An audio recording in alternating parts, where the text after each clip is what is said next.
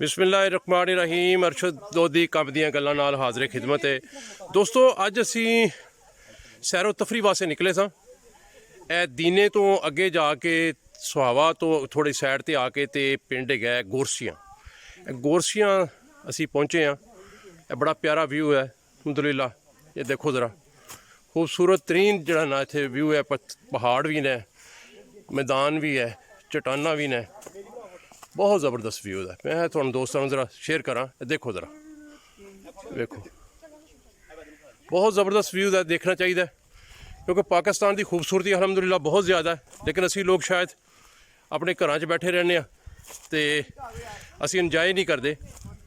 मैं इंशाअल्लाह ताला प्रोग्राम बनाया कि अन करीब मैं इत्थे कोई 100 कनाल जगह लैके इंशाअल्लाह ताला एक फार्म हाउस जिहड़ा ना इत्थे बना रहा तो जगह देखने वास्ते ही आए सां इत्थे।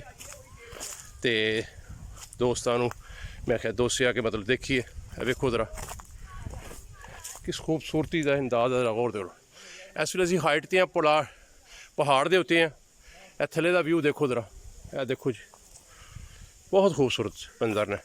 देखो मतलब जिंदगी नूं इंजॉय करनी होवे अगर तो हजू खुली जगह के उत्ते आके इंसान नूं अपनी जिंदगी जिहड़ी है उहदी खूबसूरती जिहड़ी है दुनिया की अल्लाह पाक ने जिहड़ी बनाई है वो देखनी चाहिए है।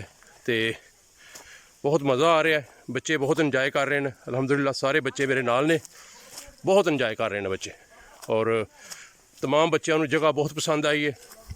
इत्थे लोगों ने फिश फार्म बड़े बनाए हैं, फिश फार्म बनाए हैं लोगों ने और दूसरे कैटरिंग फार्म बनाए हैं। बड़ा खूबसूरत मंजर है। मौसम तकरीबन आलमोस्ट साढ़े लाहौर के बराबर ही है, लेकिन थोड़ी बहुत जी है वो इत्थे मौसम दे विच ठंडक खूबसूरती ज़्यादा है। तो माशाअल्लाह जी खूबसूरत मंजर सी। मैं क्या दोस्तों ने शेयर कर ला। कैसा लगा तुहानू जनाब?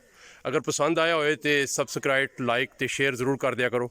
इंशाअल्लाह ताला फिर अगली वीडियो के नाल तुहाडे नाल मुलाकात होएगी। अल्लाह हाफिज़।